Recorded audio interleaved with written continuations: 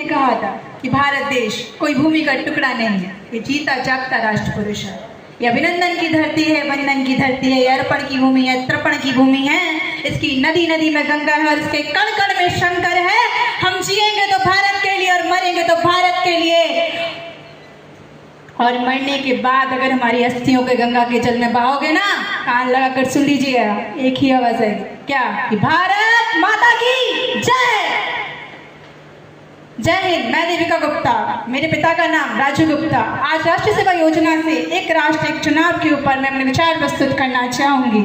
जिस देश को सोने की चिड़िया कहा गया, जिस देश को अखंडता का प्रतीक कहा गया, जिस भारत देश को एकता का स्वरूप माना गया, आखिरकार क्या जरूरत पड़ गई उस भारत देश को एक राष्ट्र एक चुनाव बनाने की?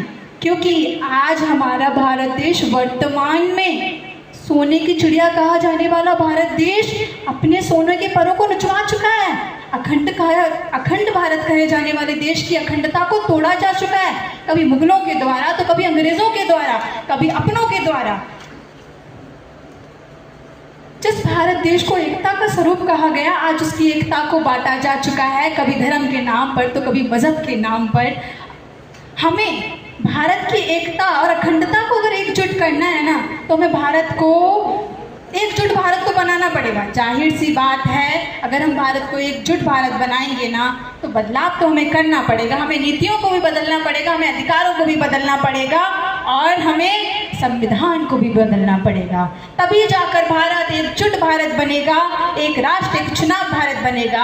अगर हमारा भारत देश एक राष्ट्र एक चुनाव बनने से आर्थिक व्यवस्थाएं हमारे भारत की सुधर सकती हैं, हमारे भारत देश से भ्रष्टाचार खत्म हो सकता है, हमारे भारत देश की भ्रष्टाचार खत्म हो सकता है, हमारा भारत देश लोकतांत्रिक मजबूत हो सकता है, हमारा भारत देश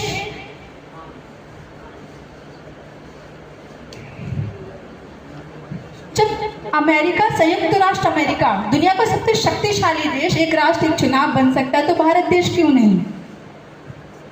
2047 विकसित भारत, एक राष्ट्र एक चुनाव बनाना नहीं। भारत तो विकसित पहले से ही है, भारत को विकसित बनाने की जरूरत नहीं है। जिस प्रकार देवताओं ने समुद्र मंथन करके भारत में से अपने देश में से अमृत निकाला था ना, हमें इसी प्रकार अपने देश का मंथन करके भारत की एकीकरण, शक्तिकरण, सशक्तता को जगाना है युवाओं के अंदर में। 2047 में एक राष्ट्र चुनाव के साथ भारत को एकीकरण भारत, शक्तिकरण भारत, सशक्त भारत। जय हिंद, जय भारत।